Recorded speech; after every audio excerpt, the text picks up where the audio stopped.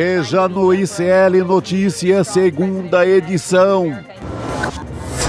Congresso vingativo. Após derrota no IOF e veto de Lula, deputados aprovam mais dinheiro para o agro e PL da devastação. Aqui não, Trump. Lula diz que Brasil quer negociar tarifaço, mas rejeita qualquer imposição e chama a presidente dos Estados Unidos de imperador. Aqui quem manda somos nós brasileiros. Então... Desesperado por anistia. O Trump quer anistia. Eu não sei o que ele quer, pergunte pra ele, pô. Jair Bolsonaro diz que tarifaço de Trump não é um ataque à soberania brasileira. Não tem ataque à soberania nacional. O Brasil está deixando de ser soberano economicamente. O ICL Notícias, segunda edição, está no ar.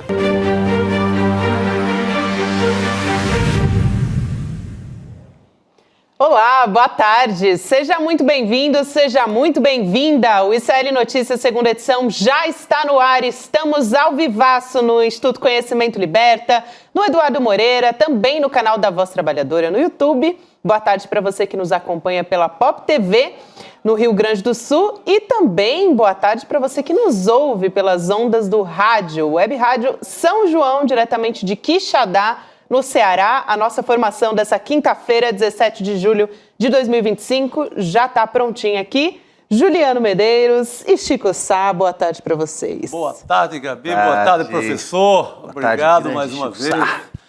E boa tarde para do Rio Grande do Sul até Quixadá. Bem demais, Chico Sá. É isso. A gente hoje vai continuar, claro, no assunto Donald Trump, mas a gente também tem movimentações lá em Brasília. Aliás, movimentações bem sorrateiras lá em Brasília, né? A gente vai trazer aqui um pouco dos detalhes do que a Câmara aprovou no fim da noite de ontem. Bastou o governo vencer uma queda de braço, né, gente? Naquela história do decreto do IOF, que se desdobrou em tarifaço dos 50% do Donald Trump, vetou o aumento do número de deputados. A resposta veio quase que instantaneamente. Lá no Congresso Nacional, a Câmara aprovou esse projeto autorizando o uso de recursos do pré-sal para subsidiar em até 30 bilhões de reais o agronegócio, que tem pouquinhas maneiras de ganhar dinheiro. A gente está achando que o dinheiro do pré-sal iria para a educação no Brasil, onde está parando?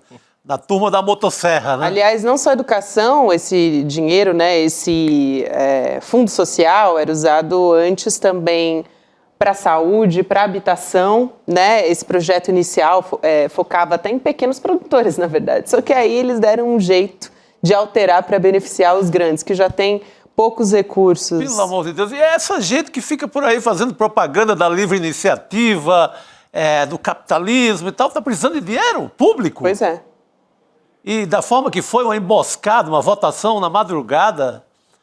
Então teve essa aprovação do PL da devastação, lei que amplia a dispensa de licenciamento ambiental, prevê a autodeclaração de impacto por parte dos empreendedores. Isso é absurdo, né? E enfraquece também a atuação dos órgãos de fiscalização como o IBAMA. Então a empresa fala, não, gente, tá tudo certo aqui, viu? Eu tô comprometida com o meio ambiente, ninguém vai lá, ninguém fiscaliza e fica por isso mesmo. O maior retrocesso ambiental, Gabi, dos últimos 40 anos, uma legislação que está sendo desmontada já há algum tempo, não é a primeira vez que a gente teve sucessivas reformas do Código Florestal Brasileiro. Aliás, o próprio Código Florestal Brasileiro de 2008 já concedeu uma mega anistia aos desmatadores que tinham aí obrigação de comprovar reserva legal, que tinham obrigação de comprovar respeito a áreas de preservação permanente, foram anistiados em 2008 e agora ganhando esse super presente que é a possibilidade de, na prática, estarem completamente isentos de largada nos seus empreendimentos de qualquer tipo de fiscalização. Um retrocesso sem precedentes.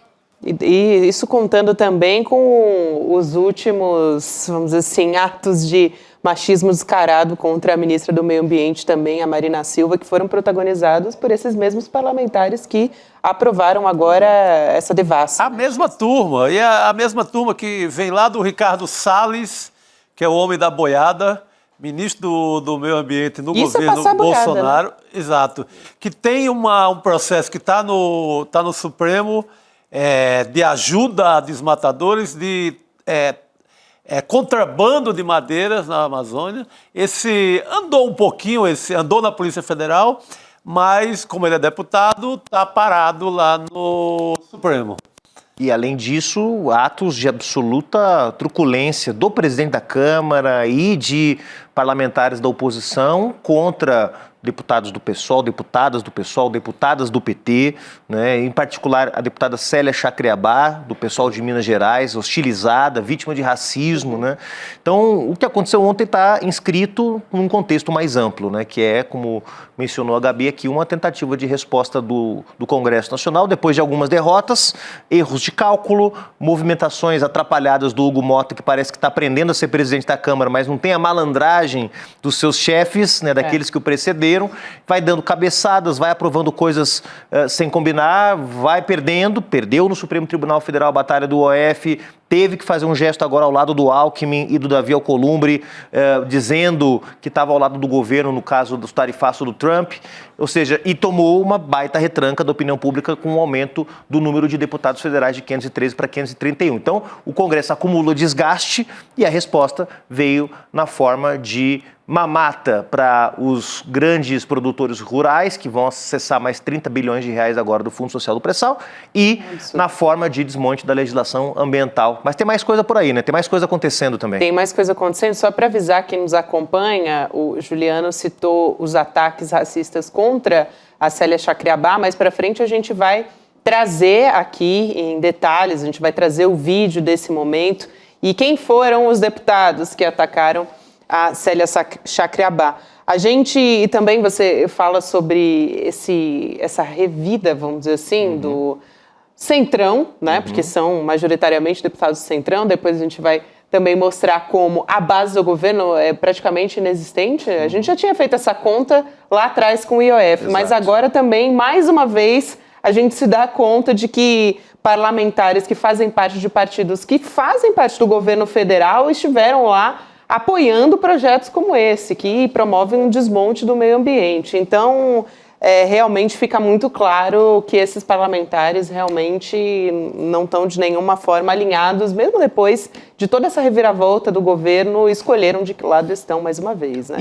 E assim, Gabi, como a votação do IOF foi, de alguma forma, também uma vingança do Congresso Nacional, a liberação das emendas que o governo não estava fazendo, o governo tinha liberado até o final do mês de junho apenas 12,5% das emendas parlamentares do sistema extra das emendas impositivas, que o governo é obrigado a executar, mas estava liberando os recursos para execução de forma mais lenta para poder gerar um elemento de negociação com o Congresso Nacional, já que essas emendas, em geral, estão fora de qualquer esquema de planejamento do governo, né? São feitas para atender ali a base de interesse de cada parlamentar. Assim como naquele momento o Centrão aprovou um decreto numa madrugada, na semana dos feriados de festas juninas, com a Câmara vazia, votação virtual, quer dizer, no apagar das luzes, decretando a revogação de um ato do Executivo que foi a mudança das tarifas dos percentuais do IOF, agora também está se vingando das derrotas que sofreu, mas também, né, Chico Sá, se vingando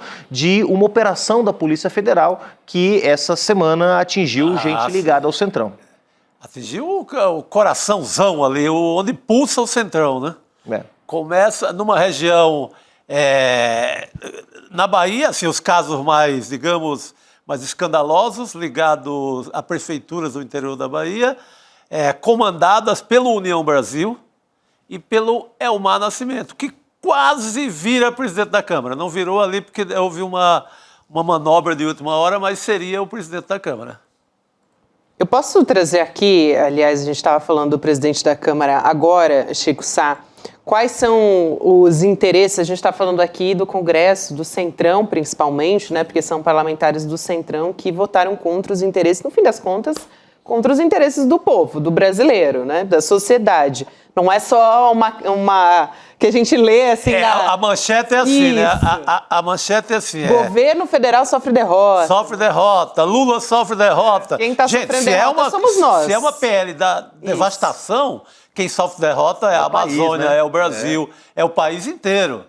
Mas é aquela sede de atribuir a derrota só ao governo Lula e sai esse tipo de manchete totalmente ridícula. Né? Então, e além disso, o Hugo Motta também gosta de empregar funcionários fantasmas, familiares dessas pessoas. A Folha de São Paulo fez uma reportagem essa semana que é muito importante de a gente trazer aqui e falar a respeito dela. Nessa reportagem, a Folha está mostrando que o presidente da Câmara, o Hugo Motta, você está vendo aí na sua tela também a manchete no nosso site, ele empregava 3 funcionárias que tinham funções incompatíveis com as do gabinete dele. Eu vou explicar. São 3 mulheres, uma estudante de medicina, uma fisioterapeuta e a terceira mulher é uma assistente social. Aí a fisioterapeuta, para a gente ampliar um pouco, colocar uma lupa nisso, essa fisioterapeuta atende em clínicas do Distrito Federal e mesmo assim ganhava um salário de quase R$12 mil.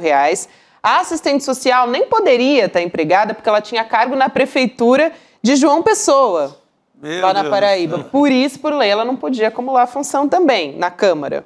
E essas 2 elas foram demitidas logo depois que o Hugo Motta foi procurado para prestar esclarecimento, porque saiu na imprensa.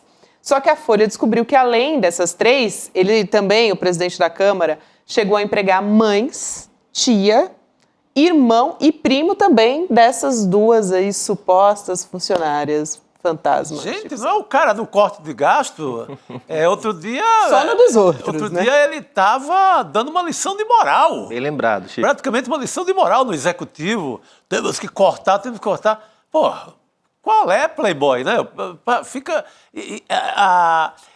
Depois desse caso lá no gabinete dele, já começaram a descobrir vários e vários fantasmas na mesma linha, tudo do Centrão. Uhum. Ao todo, foram R$2.775.000 pagos para essa família vinculada a uma servidora, né, ou suposta servidora, porque aparentemente ela nunca trabalhou na Câmara. Ela ficou 8 anos na Câmara dos Deputados, 8 anos, ligada ao gabinete do Hugo Motta e de um outro deputado que hoje é secretário na Paraíba, Gabriela Batista. Gabriela Batista mais 4 familiares. Ao todo, R$2.775.000 de salário para esses funcionários fantasmas. Só a Gabriela, não a nossa Gabriela aqui, que trabalha muito. E tá aqui, não é fantasma. Não sou fantasma, Não é tô aqui fantasma. todo Mas dia. só a Gabriela do Motta faturou R$807 mil de salário, aparentemente sem exercer função nenhuma na Câmara dos Deputados, enquanto o seu chefe pede corte de gastos na saúde, na educação, na infraestrutura. É brincadeira, gente. É bom isso aparecer, porque aí a gente consegue enxergar que, na verdade, o Hugo Motta não estava preocupado, como se dizia ali, com os gastos, né, do governo, porque no gabinete dele estava topando entrar até gente que não tinha nenhuma função ali compatível, né? Exatamente. Não, a pessoa lá em João Pessoa, na tranquilidade, não sei se na frente do mar ou não, mas não dá, né? Não, e ele também já tinha a questão de milhares de voos de táxi aéreo pago, inclusive a própria campanha dele para a presidência da Câmara. Então é um cara que não tem moral. A moral dele tá boiando lá no açude da Lama, que é um assunto que fica lá em Patos, que eu conheço muito bem. Então, não dá. Hoje a gente tem muito assunto do Centrão para falar por aqui, né? Centrão. Não é só emprego em gabinete, não, funcionário fantasma. Tem outra operação que aconteceu hoje que vai no coração do Centrão também, gente. Da operação da Polícia Federal, que a gente traz aqui hoje, é uma investigação que foi pedida pelo ministro Flávio Dino e tem como um dos alvos aquela Companhia de Desenvolvimento dos Vales do São Francisco e do Parnaíba, mas você conhece, claro, como Codevasf. Aí falou esse nome e já viu, né? Exatamente, essa aqui é uma autarquia, ela foi turbinada com orçamento secreto, as pessoas vão se lembrar muito bem, durante o governo de Jair Bolsonaro. E essa operação, que é a Operação Overclean, prendeu o pai do ex-presidente da Codevasf, que é o Marcelo Moreira. Vamos dar uma olhada, tentar entender por que essa operação atinge o coração do Centrão. Tem um levantamento que foi feito pelo excelente jornalista Rubens Valente em setembro de 2021, mostrando que o Moreira, pai do ex-presidente da Codevasf. Só aqui para a gente lembrar, né? Porque é muito nome. ele emplacou pelo menos 6 parentes de políticos do Centrão na Codevasf. Ou seja, puxou todo mundo, né? Tem entre essas pessoas aí, tem uma irmã do Ciro Nogueira, presidente do PP, sabe aquele Ciro Nogueira, fechado com a Faria Lima, falando que tem que fazer sangrar o governo? O Ciro Nogueira. Ciro Nogueira das Betes das também. Betes, exatamente. Ministro que tem da Casa Civil do Bolsonaro. Né, investigado ali, um empresário, um amigão, na CPI das Betes. Também a esposa do atual presidente da Câmara, Hugo Mota. Então, olha... realmente essa operação aí... Tinha gente até do Hugo Mota lá, né? Sim, tinha gente até do Hugo Mota lá. E é interessante essa matéria do Rubens Valente, gente, porque não é coisa de agora que a gente está falando, é coisa já de 2021 que a gente está trazendo aqui, setembro de 2021. E nessa época ele já estava trazendo aí esses 6 parentes deputados e senadores que estavam dentro da Codevasf. Ele estava até dizendo o estatal feudo do Centrão. Faz sentido, né? Esse título é excelente. Não, e aquele caso, não posso empregar, não vou empregar para não ficar dar muito na cara no meu gabinete, manda lá para a Codevasf ou para o gabinete de um amigo e faz aquele rodízio, e é o que aconteceu. Esse Marcelo Moreira, filho, o que foi preso hoje é o pai, mas o Marcelo Moreira, ele é assim... poderoso dentro do Centrão. Ele foi presidente da Codevasf de 2019, começo do governo Bolsonaro, até agora, 2025, no governo Lula. Vê como ele é forte no Centrão, que independe de presidente. É o Centrão segurando a onda dele lá. O cara saiu agora e vai trabalhar na Odebrecht. Ele está naquela licença tem que ficar 6 meses fingindo que não está em lugar nenhum, mas a gente sabe onde está. E vai trabalhar na Odebrecht. Então, porque, claro, é um bom lugar para ele trabalhar. E esse cara, o que ele apronta lá com emendas e com a ligação ao Elmar Nascimento é impressionante. Elmar Nascimento, que é um nome que já vai dar no outro personagem perigosíssimo do esquema do Centrão, no esquema da corrupção das emendas, que é o rei do lixo. Se pegar o rei do lixo, pega pelo menos 50% do Congresso Nacional. Não fica ninguém. Se tem uma coisa que faz o parlamentar em Brasília tomar Rivotril, é quando fala no nome do rei do lixo. Falou o rei do lixo, o cara mete um Rivotril. Porque é preocupante. Esse cara é dono das emendas do Nordeste. A máfia está por aí. E ele também é muito amigo do ACM Neto, sócio, na verdade. Eu acho que é importante isso que o Chico está falando, Gabi. Deixa eu só fazer uma correçãozinha aqui, porque eu acho que quando eu falei aqui do Moreira que emplacou os 6 parentes, eu estou falando do filho. E eu acho que eu disse o pai, porque eu estava dizendo que o pai foi preso. Então, só fazer essa correção aqui. Quem empregou os 6 parentes é o filho. O Marcelo Moreira. Isso. Perfeito. Isso. Vamos lá. Não é isso. Acho que o Chico traz uma questão que a gente tem que analisar com muita atenção. Porque a gente vê o Ciro Nogueira, que é um sujeito que foi ministro do Bolsonaro, e fala, não, esse é a parte do Centrão que é Bolsonaro. Aí vê um sujeito como o Elmar Nascimento, que frequenta o Palácio do Planalto, que indicou ministro no governo, e diz, não, o Elmar Nascimento é o Centrão mais próximo do Lula. E quando a gente vê um caso como esse, a gente vê que o Centrão é Centrão. Que o Ciro Nogueira, o Hugo Mota, o Arthur Lira, o Elmar Nascimento, todos eles, houve uma divisão do Centrão durante o governo Bolsonaro, tanto é que teve disputa entre eles. Sim. Teve uma eleição do Lira contra o Baleia Rossi, que são Centrão, mas se desentenderam. Teve uma eleição do Rodrigo Maia contra o Lira. Então, teve alguns momentos em que a direita teve dividida na Câmara. Agora eles estão unificados. Estão juntos, estão unificados para chantagear o governo. Então, se eles perceberem que o governo Lula está bem, é provável que boa parte deles entre numa linha mais de colaboração com o governo. Se eles acharem que o governo está indo mal, eles apostam no Bolsonaro. São abutres que estão sempre cheirando, procurando uma oportunidade, cheirando carne para poder se alimentar. Então, o que a Codevasf mostra, e não é o único caso, Chico Sá, há outras estatais importantes que figuras ligadas ao Centrão, indicadas no governo Bolsonaro, continuam indicadas neste governo. Né? Aquela coisa da economia, pô, É como uma máfia dona desse pedaço. Ninguém entra. É feudo, a ideia de feudo é muito feliz, feudo, né? máfia, por aí vai. Então, e aí, claro, eles acham que foi o governo que mandou, porque a Operação Overclean está sob condução do ministro Flávio Dino. É a quinta fase dessa operação já. E o Flávio Dino é quem está investigando as emendas. Portanto, na cabeça do Centrão, Flávio Dino igual a Lula.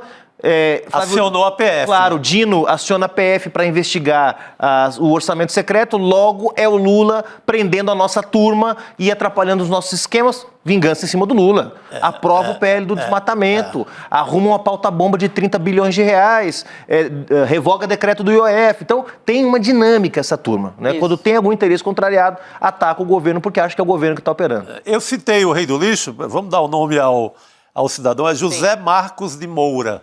Importante. É um grande empresário da área. O apelido é porque ele manda em tudo que é contrato de licitação de limpeza pública na Bahia. Daí vem o apelido de rei do lixo. E sobre o Elmar Nascimento, por que a gente está mencionando ele? Não é só porque ele é um sujeito importante no Centrão, como o Chico Sá mencionou. É porque dentro dessa quinta fase da Operação Overclean, houve mandados de busca e apreensão em 3 endereços do Elmar Nascimento. Ele não foi preso, ele não teve condução coercitiva, porque o Brasil voltou a ser um lugar onde a justiça funciona minimamente. Porque senão já tinham feito condução coercitiva com ele, como fizeram com o presidente Lula lá atrás. Mas fizeram busca e apreensão em 3 endereços do Elmar Nascimento. Então, está perto do coração do Centrão. Como lembrou o Chico, o Elmar foi um dos nomes cotados para ser presidente da Câmara no lugar do Hugo Mota. Né? Tinha uma disputa entre o Elmar e o Antônio Brito do PSD, o Hugo Mota surgiu como uma espécie de Tertius, né? Como uma terceira via, mas 3 endereços do Elmar Nascimento também foram objeto de busca e apreensão nessa quinta-feira. Não, pegaram um guarda-roupa cheio de dinheiro, tinha dinheiro até no sapato do sujeito que saiu correndo, o sapato ficou cheio de nota de R$100. Inacreditável. Antes era dinheiro na cueca, agora é dinheiro no sapato. É dinheiro no sapato. Não, o dinheiro no sapato é demais mesmo. Também esse ex-presidente da Codevasf, que foi um dos principais alvos dessa operação Overclean, né? O ex-presidente da Codevasf, os investigadores, é curioso também a história, porque os investigadores ali da Polícia Federal, eles estavam fazendo buscas nos endereços ligados ao Marcelo Moreira, e aí uma dessas propriedades que eles estavam fazendo as buscas era do pai dele. E aí, durante essas buscas, foi encontrada uma arma de fogo. Por isso que o pai dele foi preso. Pelo menor mal no carro, quase, Pois né? Porque se ali um revólver encostado, ele é preso pelo revólver. Mas a arma mesmo é o roubo constante ao Brasil. Aliás, ele saiu muito recentemente. A gente está falando que é ex-presidente da Codevasf, ele saiu em junho agora, em junho de 2025. Saiu agora. Ele deixou, até por investigações da Polícia Federal e também denúncias de assédio. Ele fica 6 anos, ele fica 2 presidentes praticamente lá. Ou seja, era um cara que sabia que era craque no esquema, ele tinha que ser mantido lá pelo Lira, pelo Elmar, por todo mundo, pelo Hugo Mota, por Ciro Nogueira, por toda essa gente. Acompanhei no governo de transição, quando se montou a equipe de transição, eu participei da equipe de transição e a pressão era muito forte para manter esses acordos, né, que envolve, sobretudo, estatais, né, que envolve o Banco do Nordeste, envolvia o Banco do Nordeste, o Banco da Amazônia, o BASA, a Codevasf, né, a SPU, a Superintendência de Patrimônio da União, em muitos lugares controlado pelo Centrão.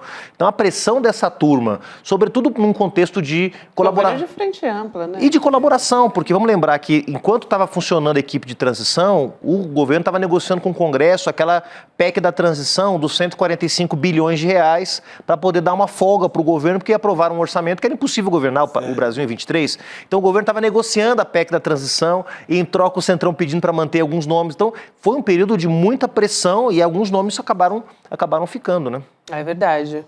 Perfeito. E nesse contexto todo, é lógico, a gente vai falar aqui também sobre como é que está a história do tarifaço do Donald Trump. O presidente Lula respondeu hoje, mais uma vez, ele deu uma entrevista para a âncora da CNN, Christiane Amanpour, e falou sobre o tarifaço. A gente preparou uma tela aqui sobre esse assunto para trazer um trecho da fala do presidente Lula. Então, abre aspas, o Brasil deve cuidar do Brasil e cuidar do povo brasileiro, e não cuidar dos interesses dos outros. O Brasil não aceitará nada que lhe seja imposto. Aceitamos negociação e não imposição. E ele respondendo para a CNN internacional a respeito disso, né? Então, entra aí e mais uma, vamos dizer, mais uma resposta para essa nova fase, porque agora, a pedido, a mando do Donald Trump, o governo dos Estados Unidos abriu uma investigação contra as transações comerciais do Brasil.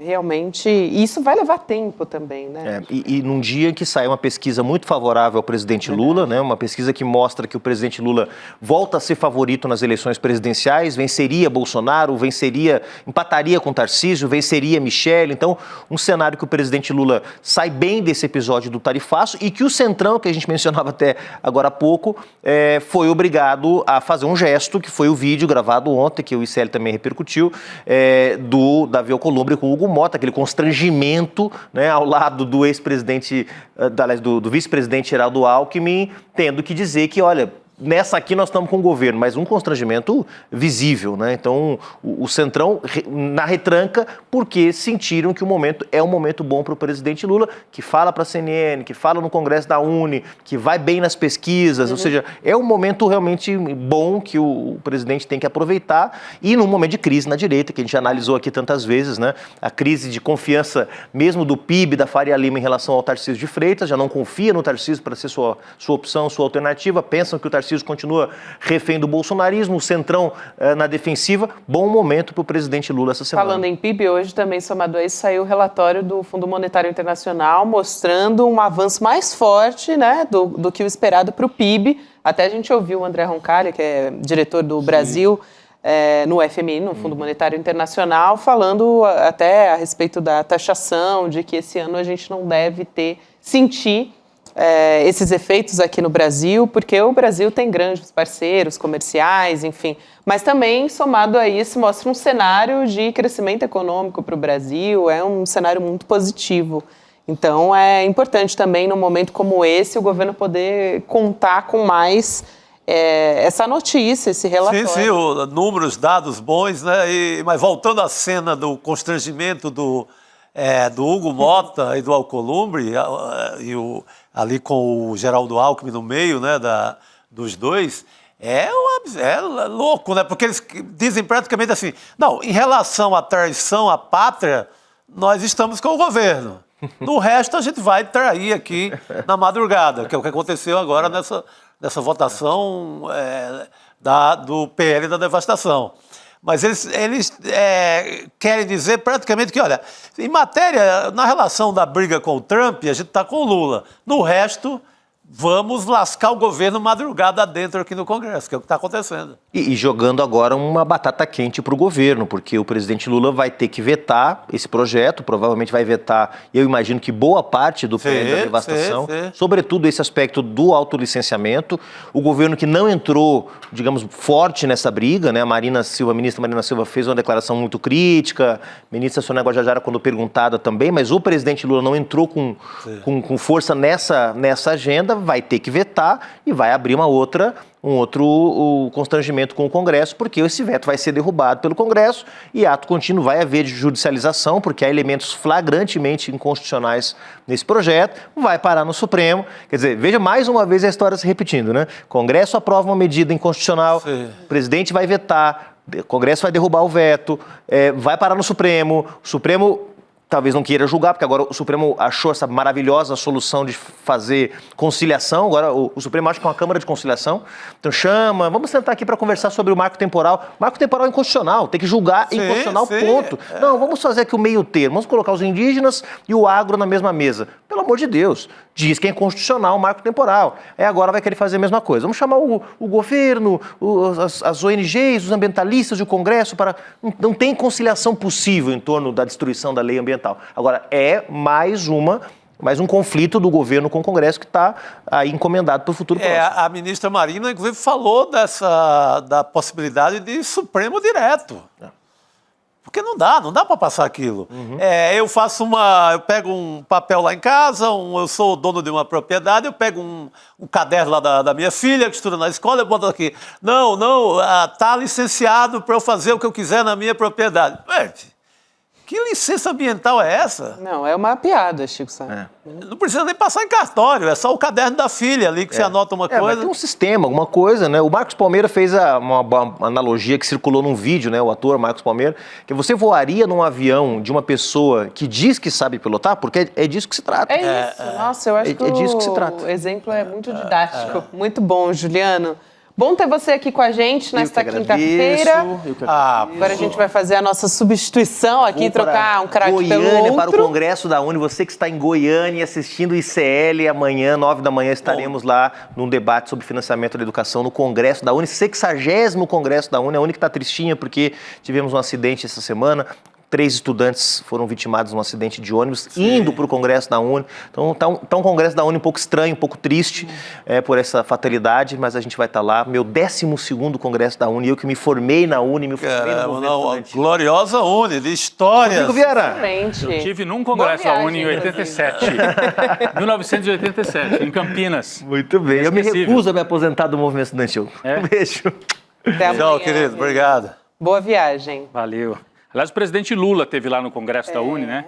É verdade. A gente vai ter a fala Passou dele, por lá. mas Tem a não vai? fala dele aqui, com certeza. O presidente Lula fez uma fala O presidente importante Lula, lá. Ele tem feito, esses últimos dias aqui, ele realmente tem feito falas muito importantes e acho que no tom correto, no tom adequado. Rodrigo, antes da gente voltar a trazer fala do presidente Lula e outras notícias que a gente tem por aqui, eu queria lembrar quem está nos acompanhando, a nossa grande audiência dessa quinta-feira à noite, que no dia 27 de julho a gente vai ter o ICL Eterno, que é um evento aqui do ICL, onde a gente vai anunciar um pacote de novidades para o jornalismo, para o entretenimento e na área de educação também. Ontem até teve aqui no estúdio, tinha uma caixa que a gente trouxe aqui umas dicas, né? O pessoal tentou adivinhar no chat. Alguns acertaram, não vou dizer quem, mas alguns acertaram. Teve gente que acertou o que é Teve isso. gente que acertou. Era uma bandeira de Cuba e um aviãozinho, tem gente esperto. Vai para Cuba ICL. Agora não é só o Edu, né? Vai para Cuba ICL, né? Todo mundo, comunidade toda. O pessoal tava chutando ali, tava dando seu palpite. A gente tem um vídeo aqui do Eduardo Moreira que traz mais dicas. Vamos ver. Que vem por aí. Vamos lá. Tudo que o ICL construiu até hoje foi muito especial. A gente hoje tem a maior audiência do Brasil na internet, no jornalismo. A gente foi eleito o veículo mais confiável do Brasil, o melhor veículo de jornalismo, de economia e de empreendedorismo. A gente criou cursos de educação financeira, de empreendedorismo, cursos livres, a pós-graduação com a maior turma do Brasil, mas tudo isso é pouco perto do que eu vou anunciar no dia 27 de julho. O anúncio do 27 de julho vai reescrever não só a história do ICL, mas a história da educação, do entretenimento e do jornalismo no Brasil. Aliás, não só no Brasil, porque vem aí um novo passo também para a América Latina. Você não perde por esperar o dia 27 de julho. A gente se encontra no dia 27 de julho. Tá aí a dica, então, né? Uma expansão aí para a América Latina, o aviãozinho Dica boa. ontem.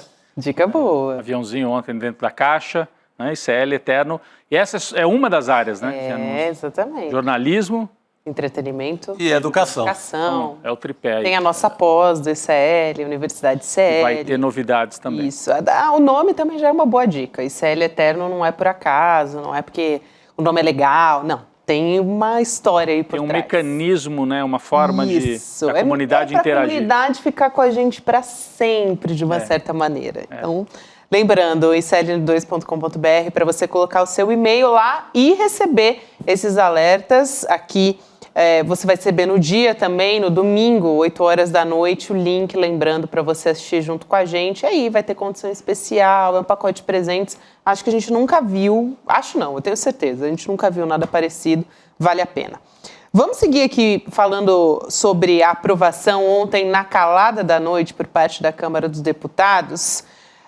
Por 267 votos a 116, aliás. Importante frisar esse número aqui, porque mostra o tamanho do apoio da base do governo. Aliás, até é esquisito chamar de base do governo. A gente está falando, claro, do projeto que fragiliza as regras para o licenciamento ambiental. A Cristina Serra está chegando aqui para conversar com a gente. Essa proposta, não por acaso, né, Cris? A gente está chamando de PL da devastação.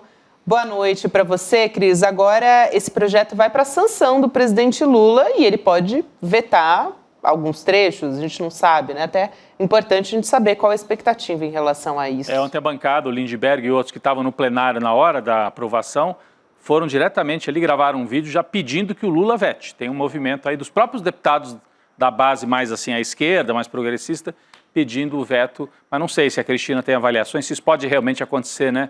O Lula vetar na íntegra ou em parte, pelo menos, esse projeto. Boa noite, Rodrigo, Gabi, Chico e nossa comunidade. Na verdade, é difícil uma solução de meio termo, Rodrigo, nesse caso, porque o projeto inteiro é muito ruim. Então, assim, esperar que o presidente Lula vete um artigo ou outro não muda a essência desse projeto, que é destruir completamente todas as regras de proteção ambiental nesse país com relação a licenciamento de atividades econômicas com potencial poluidor. O certo, de fato, seria um veto, só que o veto total. Agora, a gente sabe das contradições internas a esse governo com relação a esse assunto. A ministra Marina Silva disse estão decepando o licenciamento ambiental. Mas, por exemplo, para citar alguns, o ministro da Agricultura está comemorando a aprovação desse projeto da devastação ambiental. O ministro dos Transportes também. O ministro de Minas e Energia também. Então, como é que o Lula vai lidar com essas contradições? É difícil saber. Assim como você mencionou, né, deputados do PT pedindo veto, eu estou acompanhando a movimentação das organizações ambientalistas. Todas, sem nenhuma exceção, pedem o veto total. Seja qual for a decisão do presidente Lula, eu não tenho a menor dúvida que isso vai parar no Supremo, porque eu estava acompanhando agora há pouco, o Juliano estava aqui e falou muito bem. Esse projeto é inconstitucional, ele está cheio de artigos que afrontam o que está escrito na Constituição. Então, eu tenho certeza que alguém, ou um partido, ou uma organização ambientalista, irá provocar o Supremo, e o Supremo vai ter que se manifestar sobre isso, sobre esse projeto que é flagrantemente inconstitucional. É importante essa fala aqui da Cris Serra. A gente ainda não trouxe o posicionamento da ministra do Meio Ambiente, Mudança do Clima, Marina Silva, falando que a lei brasileira foi decepada. Ela usou uma palavra muito forte.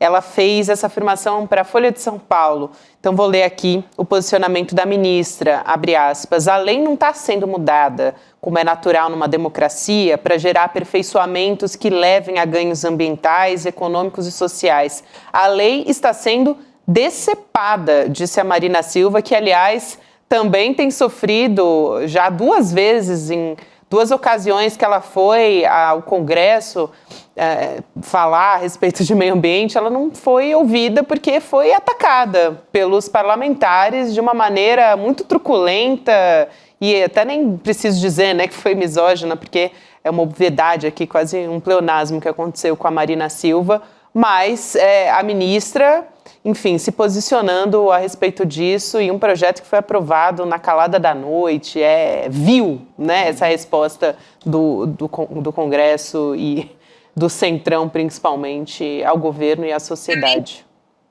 Gabi, todos aqueles que atacaram a ministra Marina, nessas 2 ocasiões recentes em que ela foi ao Congresso, uma no Senado e outra na Câmara, todos aqueles estão aplaudindo esse projeto, projeto de lei de devastação. É a mesma turma. E teve briga, né, ontem lá no Congresso, né? Dessa vez o alvo não foi a Marina, mas não por acaso mais uma mulher foi atacada pela turma da extrema-direita no meio do debate sobre o PL da devastação, né, Gabi? Exatamente. Rodrigo, foi uma briga que a gente até comentou enquanto o Juliano Medeiros estava aqui, que ela sofreu um ato de racismo, na verdade, a Célia Chacriabá, principalmente protagonizada pelo Kim Kataguiri. Então, o presidente da Câmara, Hugo Motta, ele até chegou a chamar a polícia legislativa para tentar conter a situação, mas a gente tem aqui o vídeo, a gente vai trazer um trecho aqui mostrando que essa briga ela começou depois que o Kim Kataguiri, meu Deus do céu, deu até um trava-línguas aqui falar o nome desse sujeito, mas ele estava falando a respeito das vestimentas da deputada, por isso um ato de racismo. A gente vai assistir ao trecho, vai ficar melhor da gente compreender o que a gente está falando. Vamos nessa.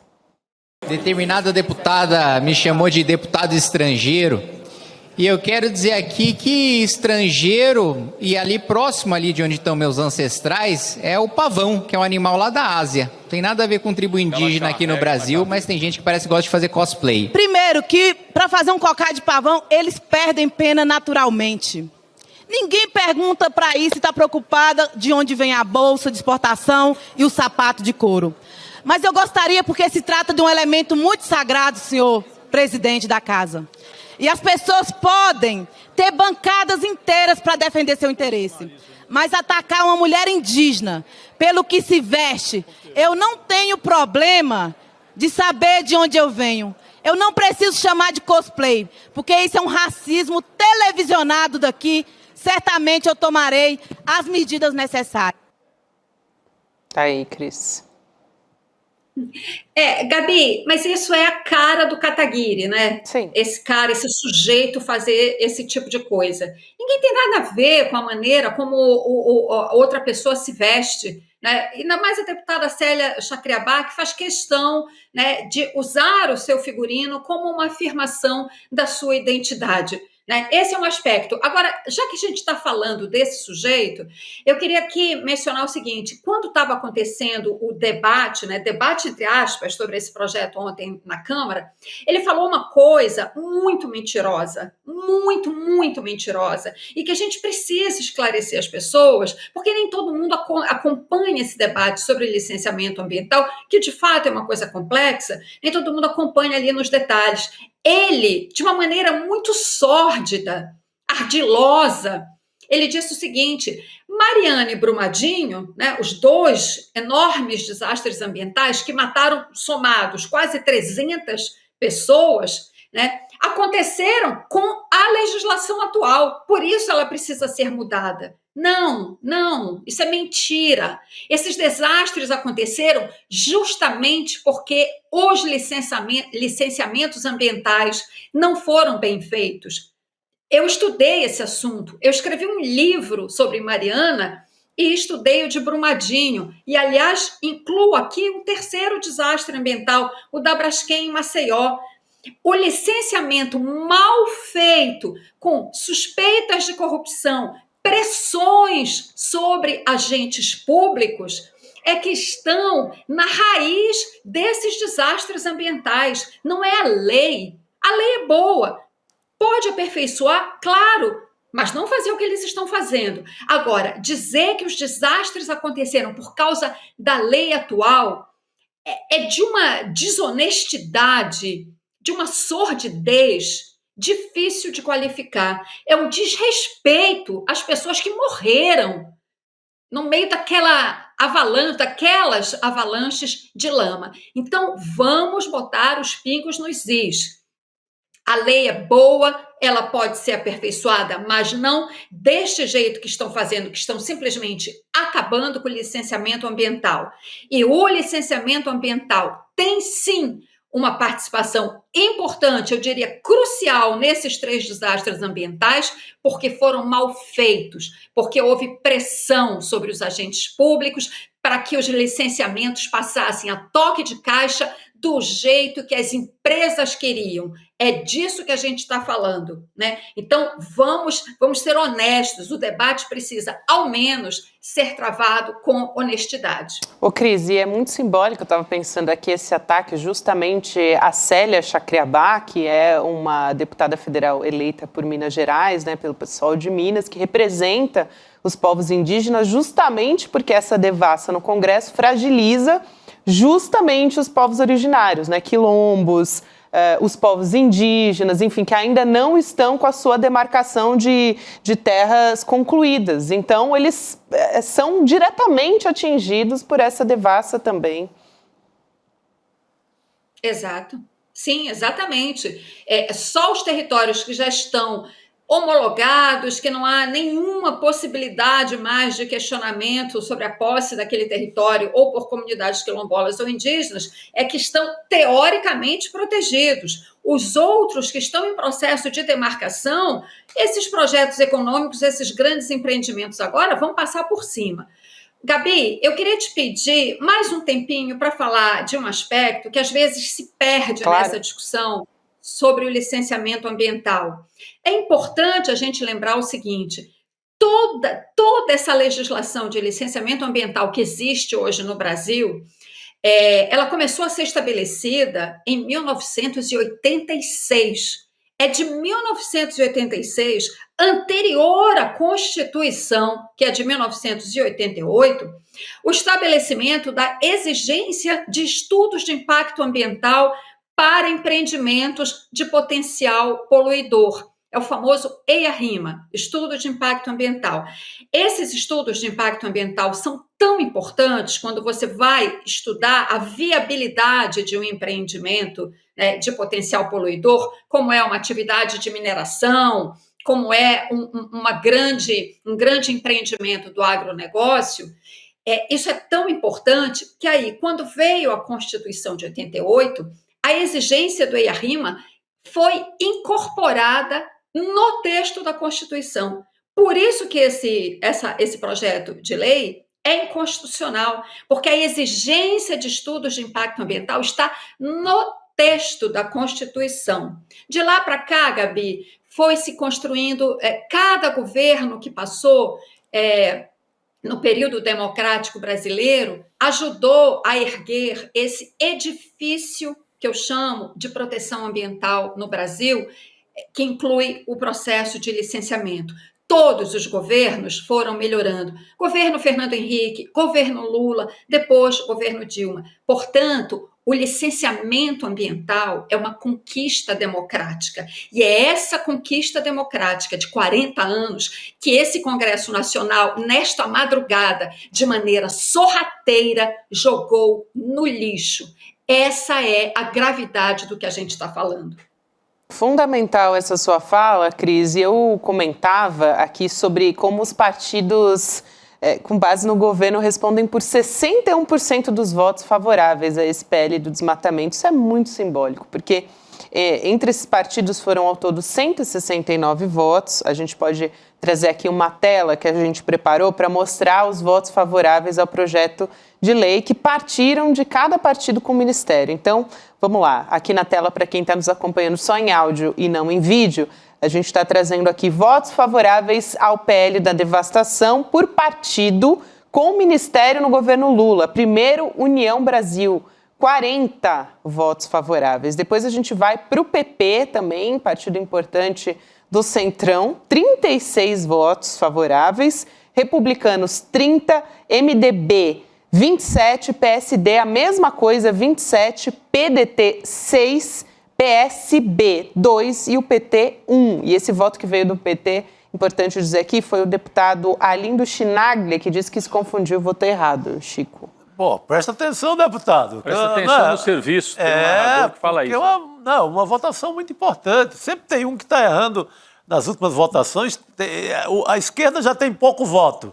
E tem alguém desatento. Meu Deus do céu, numa votação de respeito à preservação do país inteiro, tem que ficar mais atento. Agora, virou uma piada essa coisa de base. Não existe base, né? Não existe mais. Esse modelo não existe base. Existe partidos com ministérios lá. Aí aqueles ocupantes daquelas cadeiras estariam mais ou menos ou não com Lula. São do Centrão, que é desse condomínio mafioso aí que o interesse é devastação e dinheiro de emenda, os caras não querem saber de mais nada. Aí está o Rei do Lixo que eu citei, que é um personagem que eu gosto muito, que ele é muito exemplar para descrever o que é o Brasil hoje. Está o Rei do Lixo, está essa turma toda, sabe? Então esse condomínio mafioso que decidiu isso ontem e vai continuar decidindo. 40 votos do União Brasil. 40 votos do Brasil. Aí nesse programa. União Brasil tem 3 ministérios, né? Coisa impressionante. Quer dizer, será que vale a pena manter os ministérios? A teoria é, se você tirar, aí vai a bancada inteira contra. Pelo menos você garante aqui alguns votinhos em algumas... Eu acho que tem que tirar, né, cara? Tem que tirar, tem que bancar. Aproveitar o momento que o governo está respirando e tirar, jogar fora. Alguns votinhos, né, Rodrigo? Como você bem disse. Não estão resolvendo muito, né? 3 ministérios. E outra, né? Quando a gente vê a notícia que eu vi que vocês estavam comentando mais cedo da Codevasf, que começa o caso de corrupção no governo passado, mas o sujeito permanece na Codevasf como um feudo, né? Acabou de sair. Então, é como se eles tivessem pedaços do Estado, tanto faz o governo. E eles agem no Congresso em desacordo com o programa do governo e tem cargos ainda. Tem o Banco Central independente e tem essa reserva da máfia também independente. Independente. O negócio é o que diz o Haddad, o Flávio Dino agora, né? Existe parlamentarismo, presidencialismo, semipresidencialismo e tem o Brasil, que é um regime que a gente não consegue definir o que é. É um presidencialismo. Sem dúvida que o Lula é o presidente que tem força, mas tem força com o Congresso agindo dessa maneira aí. Então, é um presidencialismo muito esquisito. Né? E que age ali, não é confronto, isso age realmente de maneira sorrateira. Sorrateiro, né? sorrateiro total. Rasteira, de uma forma vil ali. Vou responder como o presidente Lula vetou ali o número de deputados, então, imediatamente, o Congresso já responde. Pauta bomba. É para dar um recado mesmo, é na base da chantagem, né, Cris? Total, essa base, vamos combinar, né, gente? Isso não existe. Não, e não compensa, sabe? Eu acho, o desgaste que o governo tem que assimilar muitas vezes, né? Até por conta desses escândalos. Essa Codevasf, todo mundo sabe que é uma ratoeira, né? E muitas outras estatais continuam, inclusive, eu estou usando o verbo continuar, porque gente que estava nomeada no governo passado continua nesse, né? Cargos ali nos estados, das estatais, né? Vamos combinar, o Brasil é um país imenso, com uma estrutura, um aparelho de Estado imenso, né? E esses cargos aqui se prestam para isso, para essa coisa de base, né? Que é uma ficção. Hoje em dia, isso já está claro aí que acho que não compensa, como eu disse, esse desgaste todo para o governo. Agora, Arlindo Quinalha, com todo o meu respeito que eu tenho pelo deputado Arlindo Quinalha, não é marinheiro de primeira viagem, né? Se dissesse, estou no meu primeiro mandato, me atrapalhei, não sei como votar. Poxa, o Arlindo Quinalha está há quantos mandatos na Câmara Federal, né? Como disse o Chico Sá, se liga, deputado, né? Um voto não ia fazer diferença. Faz diferença, a essa altura faz. Né, mostrar que a bancada inteira votou contra esse absurdo. Né? Então, se liga, querido deputado Arlindo Quinalha. Exatamente. Ô, Cris, aproveitando a sua presença aqui, também a sua experiência, enfim, é um PL, a gente ainda não sabe qual vai ser a resposta do governo, se vai vetar, se vai também recorrer até o Judiciário, até o Supremo Tribunal Federal, mas eu queria te ouvir também como uma grande especialista nessa área. A gente está tendo, basicamente, uma licença para matar, né, para devastar. O que pode ser feito de forma paralela a isso, né, para ir contra essa questão? Porque a gente tem um governo que está enfrentando uma questão importante agora, até juntando aqui com a questão do IOF, recentemente conseguiu meio que dar a volta por cima em relação a isso.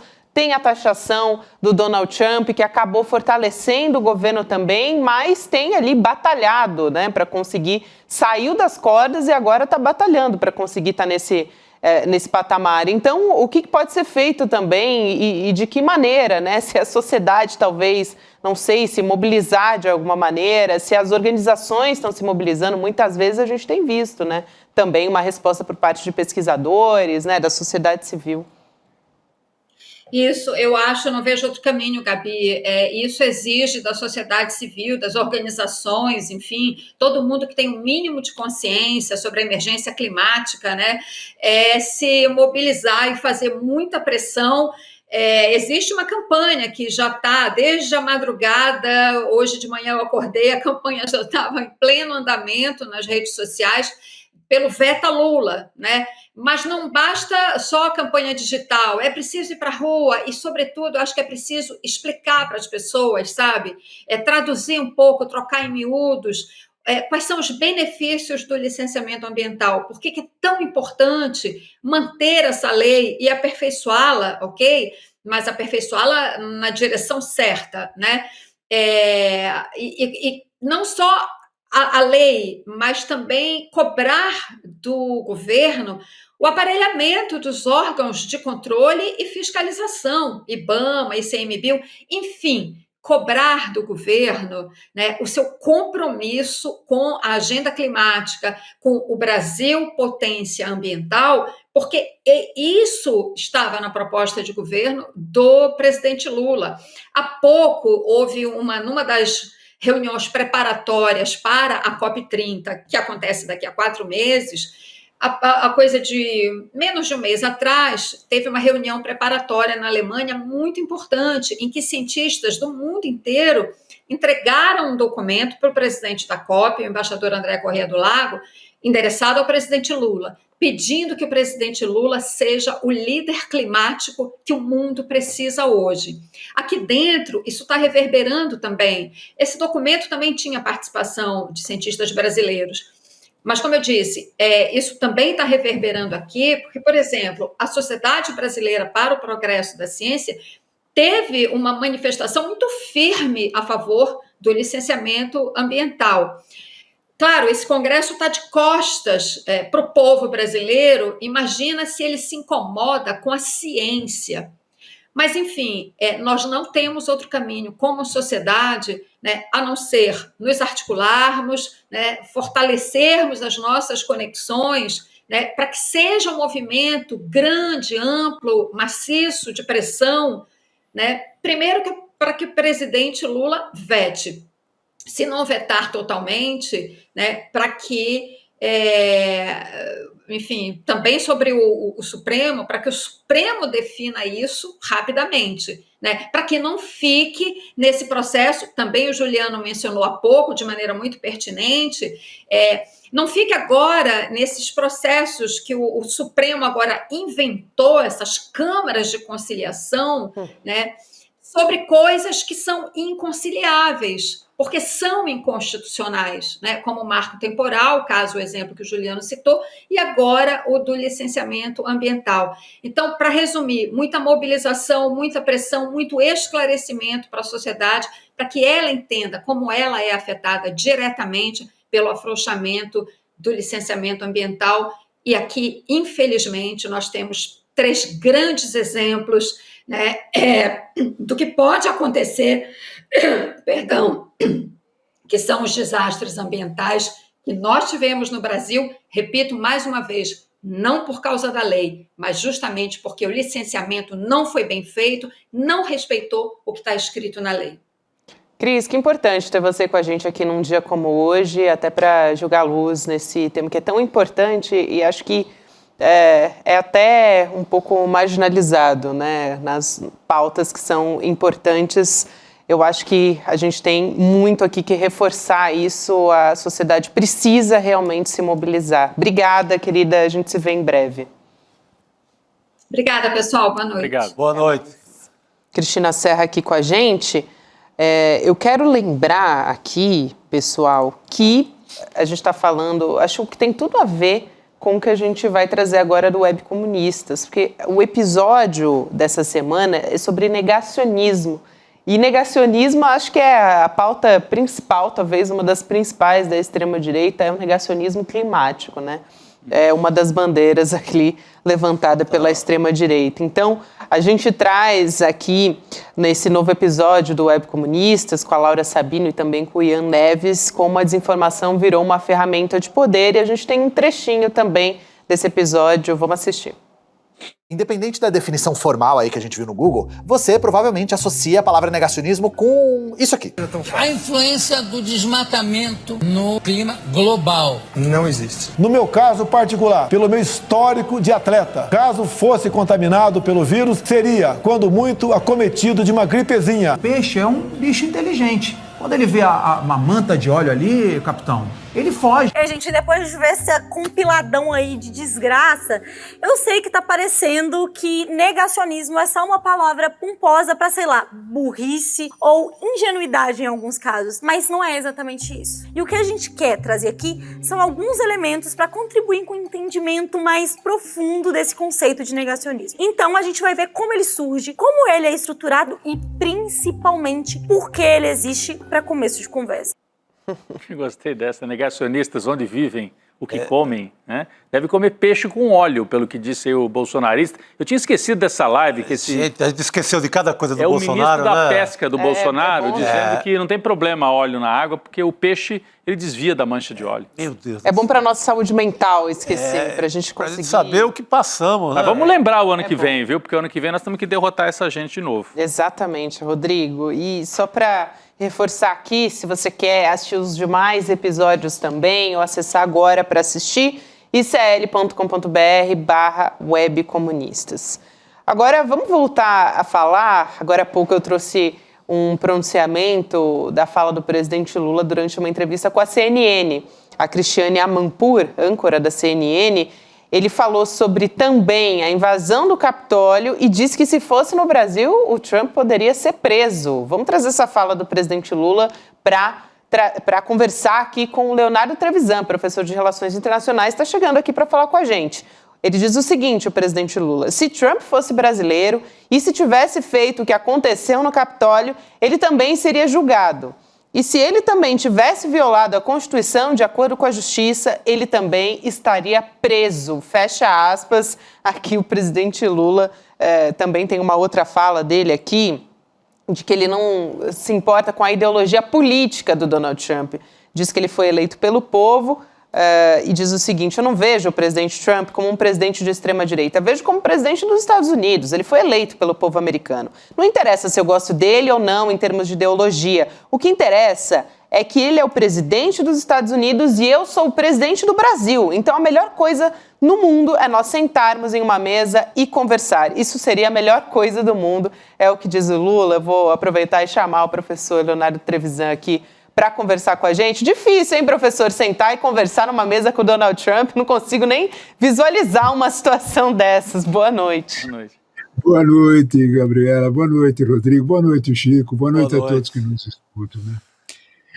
Eu acho, Gabriela, que você tocou num ponto central, né? Sabe o que eu pensei quando você estava falando e quando eu estava vendo, eu fui ver a entrevista, né? Sabe o que eu pensei? O Lula chamou o Trump para o território dele. É engraçado isso, né? A tua frase é ótima, né? Vai ser difícil negociar com o Lula. Vamos lembrar do início do Lula? Lembra que o Lula sentava com empresários duríssimos, que estavam em pleno regime militar e que se imaginavam literalmente imperadores das suas fábricas. O Lula sentava com eles. Será que é muito mais fácil do que sentar com o Trump?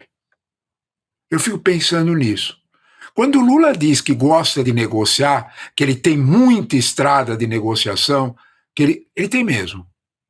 E tem uma estrada de negociação com algo que a nossa memória, sabe, Rodrigo, a gente pensa em coisas ruins, o passado da gente era bem ruim, sabe? A gente lembrar ali aquele edifício ali na Paulista, ele tinha problemas, né? Para você, de alguma forma, sentar para conversar com um sindicalista. O Lula não tinha medo de cara feia para sentar ali. É um pouco esse o recado, né? Se a gente olhar, é um pouco esse o recado, né? O recado é, querido, já negociei com coisa pior, em situação bem pior do que a de hoje. Portanto, você não me põe medo. É isso. Se o Lula, de alguma forma, e veja bem, não é eu, você, Rodrigo, a Gabriela ou o Chico, é o sujeito que naquele momento sentava na mesa dos empresários com um regime militar e dizia: eu fiz greve sim e vou fazer de novo.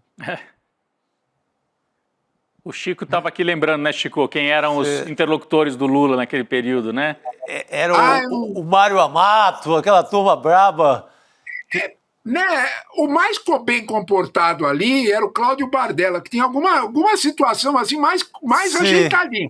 O restante jogava pesado. Né? Então, portanto, quando nós olhamos para esse quadro, né, e a história ensina muito, né, talvez a gente tenha que lembrar um detalhe, né, sobre o presidente Lula, né, que é esse detalhe da frente do aprendizado sindical. Né? Talvez ele tenha razão, que nessas negociações, e eu acho, sabe, Gabriela, que ele fixou os termos da negociação. No trecho dessa entrevista, ele foi muito claro. Se o presidente Trump estiver disposto a levar a sério as negociações entre Brasil e Estados Unidos, estarei aberto a negociar. Professor. Essa frase a gente não pode perder de vista. Quem fixou o limite foi o interlocutor. Né? Todo mundo que lida com guerra aprende, né, que na guerra quem faz a lei é o comportamento do outro. É perfeito isso aí. Muito bom. Se o outro jogar sujo, eu jogo também. Se ele jogar limpo, eu jogo também. É isso. De alguma forma, quando ele diz eu vou negociar se o senhor levar a sério, é sentar para levar a sério. Que é a reação que agora começa a aparecer dos empresários brasileiros fazendo uma conta muito simples. Quem é que perde mais com a saída do Brasil? Que eu saiba, empresário americano, até onde eu posso imaginar, e nós e vocês também, não quer perder dinheiro, né? Claro. Eu acho que estão interessados em jogar dinheiro fora. Então, é nesse contexto que eles vinham procurar a interlocução na cadeia produtiva aqui, porque era mais barato fazer, e completava lá. Né? Que foi o que lembrou o presidente da ABIMAC. Né? Valor agregado aparece lá, não aqui. Ele tem toda a razão. O José Veloso, ele tem toda a razão. Quando você olha para isso aí, você olha e diz, espera aí, quem é que vai negociar? Então, quando o Lula diz, eu quero saber se você vai sentar para negociar a sério, é exatamente essa pergunta. Né? O que é que nós temos para conversar sobre isso? E o mais interessante é o seguinte, né? Nós conversamos sobre isso bastante uma vez passada. Né? Atrás, na cortina do Lula, está um grupo de empresários do agronegócio, da indústria brasileira, que estão dando razão para ele. O atrás do Trump é um grupo de empresários que está dizendo vai devagar. Porque a Câmara de Comércio americana, Gabriela, deixou muito claro que 6.500 empresas norte-americanas de médio e grande porte dependem de produção brasileira. Então, quando nós olhamos para esse quadro, quem é que está sentando na mesa numa situação de fragilidade do seu país? O Lula sentou lá com o Alckmin e o agronegócio e a indústria atrás dele. Não foi o que aconteceu com o Trump. Me parece que é esse o sentido vamos dizer assim, da adequação do tom da Caroline Leavitt, a porta-voz do... Ele não é imperador do mundo, não. Né? Ele só é gerente do mundo livre. Né? A estocada era para dizer que nós estamos indo atrás da China. Né? Tá bom, tá legal. Só que nós estamos junto com a Arábia Saudita, com Emirados Árabes Unidos, com a Indonésia. Que eu saiba, a Arábia Saudita e Emirados Árabes Unidos não são país comunista. Que eu saiba, né? Talvez eu esteja mal informado. O professor, o senhor falou sobre os empresários, né, que não querem perder dinheiro. Quem não quer também, obviamente, são as Big Techs. Acho que vale a pena a gente trazer a fala do presidente Lula falando que vai taxar as Big Techs. Foi uma declaração durante um discurso dele no Congresso da União Nacional dos Estudantes, da UNE, lá em Goiânia. A gente falava sobre esse trecho que a gente traria aqui. Vamos assistir agora junto com o professor. Vamos lá.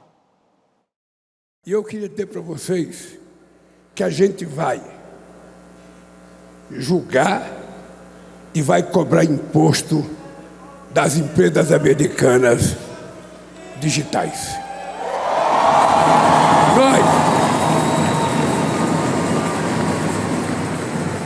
Nós não aceitamos que, em nome da liberdade de expressão, você fica utilizando para fazer agressão, para fazer mentira, para prejudicar, violência contra a criança, ódio entre as crianças, violência contra as mulheres, violência contra os negros, violência contra LGBTQIA+, ou seja, tudo que é tipo de violência. Aqui a gente não vai permitir, porque o dono do Brasil é o povo brasileiro e nós não vamos permitir que as nossas crianças sejam vítimas de coisas que não estão sob o nosso controle. Tem até um novo capítulo na história das Big Techs, professor, que é o WhatsApp Pay, no caso, um serviço da Meta, que foi agora alvo do Donald Trump, o nosso Pix, justamente porque atrasou a implementação desse serviço de pagamento que é de interesse de uma Big Tech. Então, mais uma etapa que serve aos interesses do Vale do Silício. Vocês fizeram bem de repor esse trecho, né? Porque eu fiquei pensando em quem é que gostaria de ver esse trecho em inglês ou francês. Eu acho que os europeus.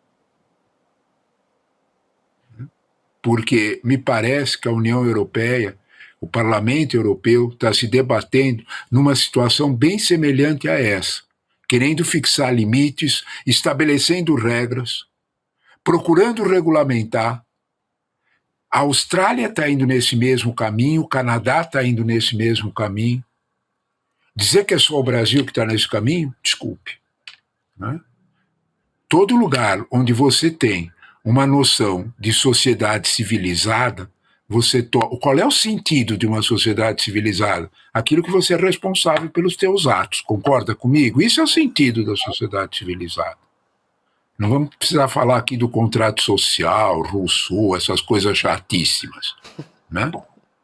Então, se isso aí só, né?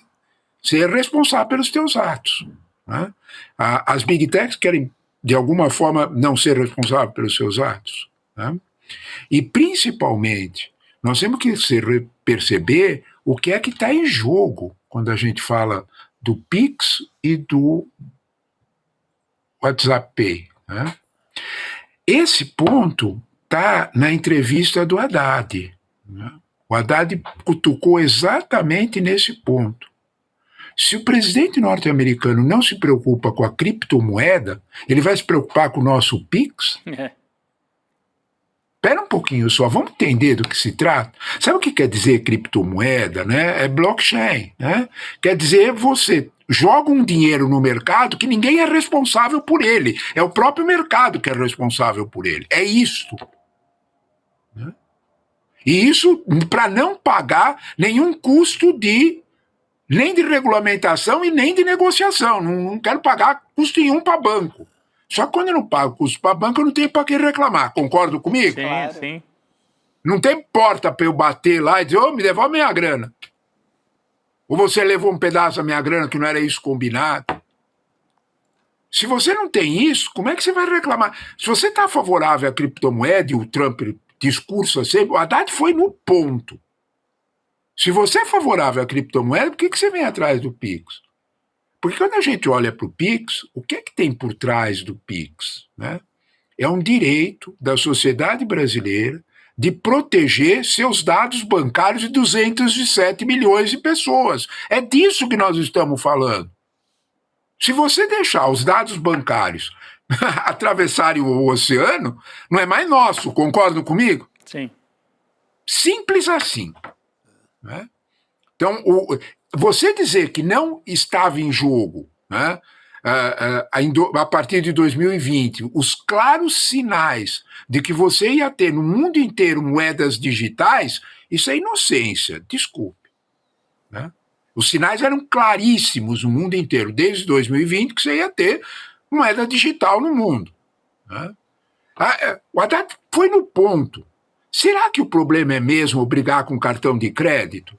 Está na cara que as próprias indústrias do cartão de crédito estão querendo modernizar o produto porque estão vendo que o modelo de negócio está de ontem. Então, quando a gente olha para isso, né, o Pix, na verdade, o que é que ele tem embutido? Primeiro de tudo, uma tecnologia desenvolvida aqui para não pagar ninguém. Isso é um fato. Né? Isso foi desenvolvido porque o sistema bancário brasileiro, ele lidou tantos anos com inflação tão alta, ele aprendeu tanto a mexer nisso. Os índices de bancarização no Brasil, de lidar com isso, são maiores do mundo, porque nós tivemos que lidar com uma inflação brutal durante muito tempo. Nós aprendemos a fazer isso. Os bancos aprenderam a fazer uma resiliência. E aqui eu queria fazer um reconhecimento a quem tem. O Brasil tem burocracias de Estado muito competentes. Quando as pessoas me falam, é Brasil... Vai devagar, querido. Porque quando você olha para a burocracia de Estado do Banco Central brasileiro, ela segura as pontas com funcionários bem menores. Vocês olharam o tamanho do qual ele tem que vigiar? Eu não vou nem falar o nome dos bancões, né? E dos outros. E eles vigiam, né? Eles cuidam. Eles defendem a sociedade brasileira da pressão desses bancos. E eles estavam percebendo com clareza que tinha uma ameaça maior aqui, que era a chegada de moeda digital. Então, eles já estavam preparando isso. Olha, espera um pouquinho só, o Haddad foi no ponto certo. Se você não se importa com criptomoeda, se você não está nem aí com moeda digital, você vem implicar com o fato de que nós defendemos o nosso pedaço, é isso? E que nós protegemos os nossos dados. Que é uma coisa que eles fazem lá, né? Agora... O que eles mais têm de medo é que os dados americanos filtrem para a China, porque a China tem competência técnica para ir mexer lá. Agora, professor... Quer dizer que a minha avó tinha razão, né? Faço o que eu falo e não o que eu faço, né? Mas você sabe que eu vi essa fala do Lula lá no Congresso da Uni. Eu acho impressionante, né? E aí eu ligo com aquilo que o professor Trevisan falou no começo, que o Lula já negociou com gente da pesada durante uma ditadura. Então ele tá falando com um sujeito cascudo. Um presidente, quantas pessoas que no mesmo dia, né, dão uma entrevista para a CNN, para Cristiane Amanpour, né? Falando com o coração do império, porque ele falou lá com os Estados Unidos ao dar essa entrevista. Depois, no período da tarde, ele vai falar com os estudantes. A gente passou aqui esse trecho, mas mais cedo nós mostramos o Lula tirando um sarro do Trump e do Eduardo Bolsonaro. Então, é um presidente que tem uma capacidade multifacetada de conversar com os empresários, falar com a CNN Internacional, botar o bonezinho lá no meio dos estudantes da Uni. Eu acho que é para a gente prestar atenção também nisso, né? Como é que o Lula vai se constituindo nessa liderança capaz de confrontar e dizer o Trump quer ser o imperador do mundo. Quem é que fala isso hoje no planeta? Não, e para a Casa Branca se preocupar e responder. Correr ao microfone e responder. No mesmo dia. Enquanto o Lula estava lá na Uni, de bonezinho, falando sobre as Big Techs, porque estava falando de assunto sério, das Big Techs com os estudantes ali, a Casa Branca, né, Chico, através da sua porta-voz, Gabi, foi lá responder. Não, veja bem. Essa fala aqui. Vamos trazer essa fala? Temos a fala, né? Vamos trazer, então, acho importante. Vamos lá. Não tem ataque à soberania nacional. O Brasil está deixando de ser soberano economicamente. Vamos ter um único parceiro, pelo que tudo indica, que vai ser a China. Daí a China impõe as regras aqui dentro. Tem que conversar, ter humildade, parar de atacar o Trump o tempo todo. Peraí, a gente rodou o vídeo errado, só para explicar, esse é o Jair Bolsonaro, que... É porque ele é porta-voz da Casa Branca também. Ele também é porta-voz da Casa Branca, a nossa equipe... É o inconsciente da máquina. A máquina falou, porta-voz da Casa Branca, acho que é esse aí. Exatamente, mas só para explicar, ele deu uma coletiva de imprensa ali no Senado e ele estava sendo questionado pelos jornalistas e o Bolsonaro estava insistindo que as tarifas do Trump não tinham nada a ver com o ataque à soberania nacional. Então foi essa fala que você assistiu agora. A outra que a gente quer trazer é a Casa Branca, uma representante ali, uma porta-voz da Casa Branca respondendo o presidente Lula depois da repercussão dessa entrevista na imprensa estadunidense. Acho que agora a gente tem essa fala. Vamos lá. The president is certainly not trying to be the emperor of the world. He is a strong president for the United States of America, and he's also the leader of the free world. And we've seen a great shift across the entire globe because of the strong leadership of this president.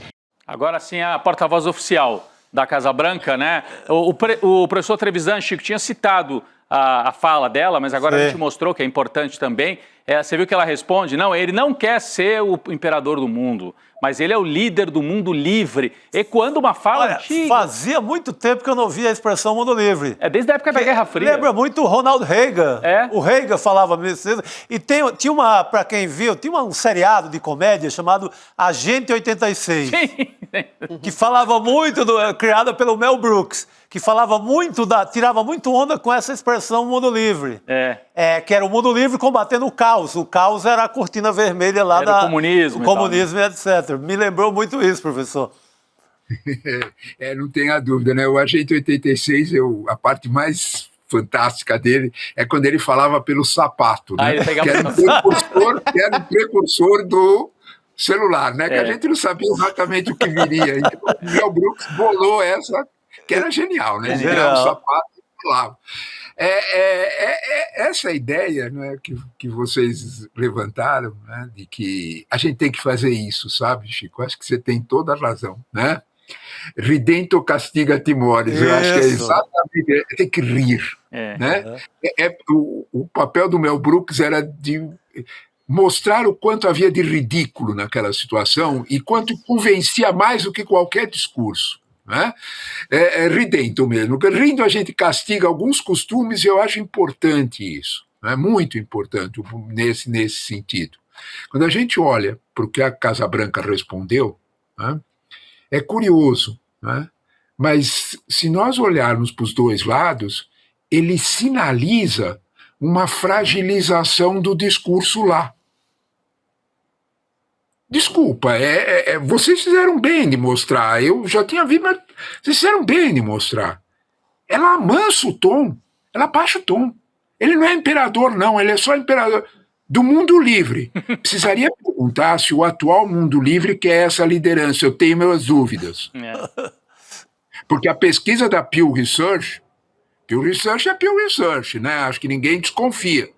Uma pesquisa que eu saiba não é municiada pelo Putin ou pelo Xi Jinping, a Pew Research. Né?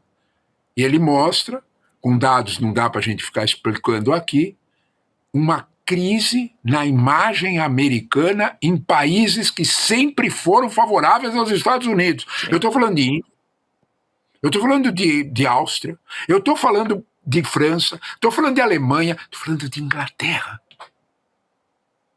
Crise de imagem, caiu. Eles estão olhando para isso, a Pew Research está olhando para isso, porque ela está olhando em termos de penetração de produto americano, porque isso atinge marca americana, né?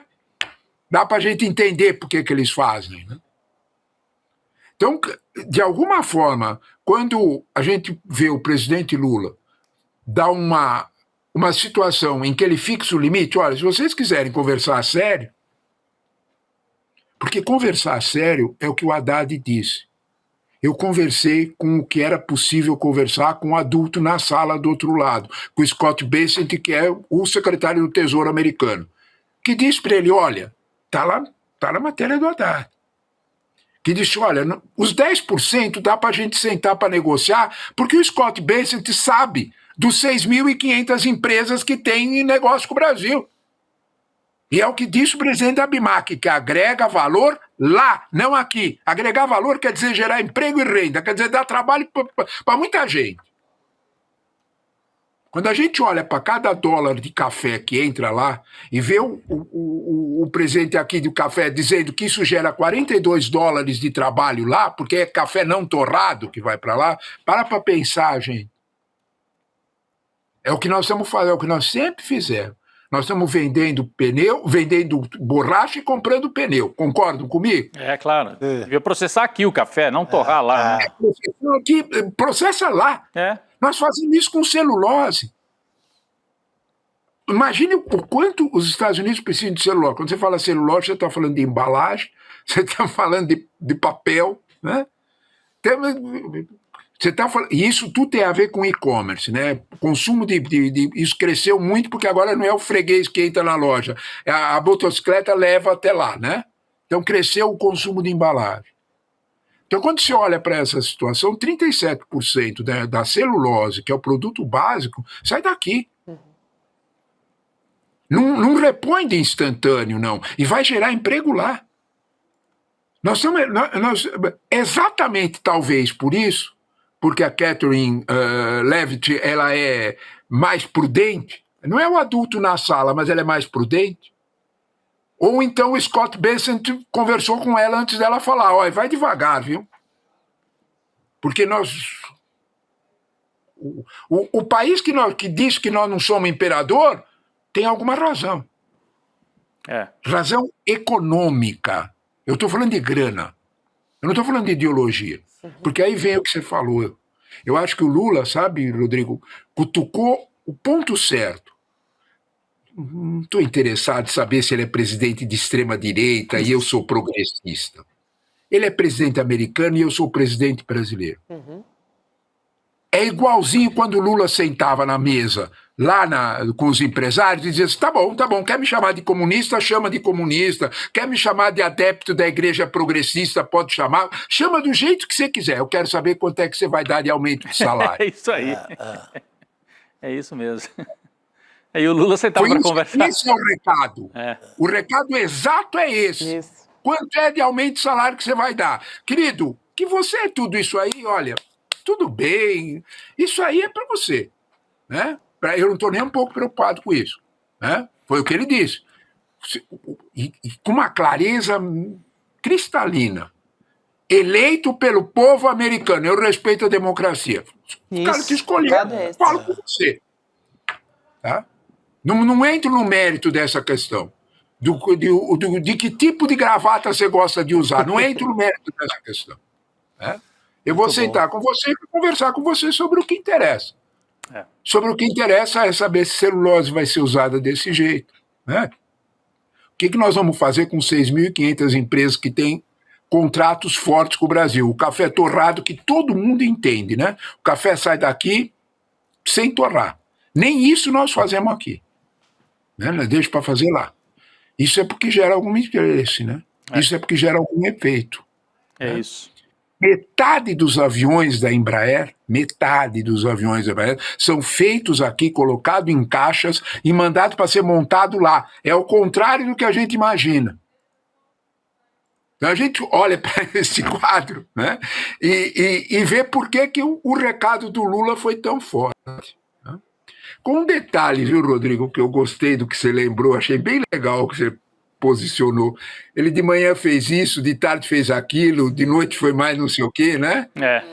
A capacidade. Quando ele dizia que ele ficava forte em período eleitoral, ele gostava dessa briga. Já que adiantaram a eleição, né, Gabi? Já que jogo, né? Já que adiantaram a eleição, vamos pro jogo, Gabi. Vamos pro jogo. Professor, que importante ter você aqui com a gente. Aliás, está sendo importante todos os dias, né? Porque todos os dias a gente tem uma reviravolta nessa história. Isso aí. Obrigada, professor. Sempre um prazer te receber aqui. Um abraço grande. Obrigado. Boa noite, professor. Eu que gosto dessa boa conversa. Muito obrigado, meus amigos. Boa tarde. Já é boa noite. Boa noite a todos. Boa noite. Excelente conversa sempre aqui com o professor Trevisan. E a gente vai nessa, né? Porque amanhã tem mais, sexta-feira. Vamos ver se a gente consegue um respiro até amanhã ou se a gente vai ser mais inundado por a política de Brasília e tarifaço do Donald Trump. E gente presa no centrão com dinheiro dentro do sapato. Não, essa foi demais. Vamos embora. Olha, difícil. Vamos nessa, amanhã, então. Sexta-feira. Sexta-feira. Vamos ver se a gente espiritualmente consegue. A gente vai estar um pouco mais leve. Vamos estar um pouquinho mais leve, com o pezinho no final de semana. Chico Sá, Rodrigo Viana, boa noite a todos que nos acompanharam até aqui. Amanhã a gente está de volta a partir das 7 horas. Tchau, gente. Tchau. Já tá valendo? Tá valendo. Tá. Pois é, turma, eu tive que trocar a tela do computador para caber o plano que a gente está construindo há mais de 2 anos para o ICL. São mais de 300 pessoas envolvidas na construção desse que é o novo e mais revolucionário capítulo do ICL. Eu vou anunciar as novidades no dia 27 de julho e não vai ficar pedra sobre pedra. Quanto à turma lá da extrema-direita, que eles comecem a perder o sono, porque o negócio vai ficar ruim para eles. E a gente vai inaugurar um novo paradigma na educação, no jornalismo e no entretenimento. E vocês vão poder fazer parte disso. O melhor de tudo, para sempre. Vocês não perdem por esperar. Até lá. Você pode ir para qualquer país e fazer qualquer tipo de documentário. Eu não hago apologia da pobreza, hago apologia da sobriedade. Agora, eu disse, vem, eu desafiei, vem aqui, para ver se eu tenho renda ou não. Para quem ainda não entendeu, isto é uma guerra de narrativas. E nos campos de batalha, as máquinas de moer reputações estão sempre à espreita. Pouco interessa os meios, interessam apenas os fins. E os fins são muito lucrativos nesta indústria. Veja a importância da resiliência dos colegas que nunca abandonaram esse caso. Então não adianta vocês fazerem campanha contra mim, porque eu vou continuar fazendo meu trabalho como jornalista como eu sempre fiz. E a relação fraterna com as pessoas não entra no PIB. Você tem as condições que você precisa para viver numa comunidade onde um não depende de explorar o outro. Eu sei que eu não vou ver a colheita, mas faço questão de morrer semente. Eu disse uma coisa que eu repito: a morte vai me encontrar lutando. Acho que a gente escolheu bem as pessoas que trabalham com a gente.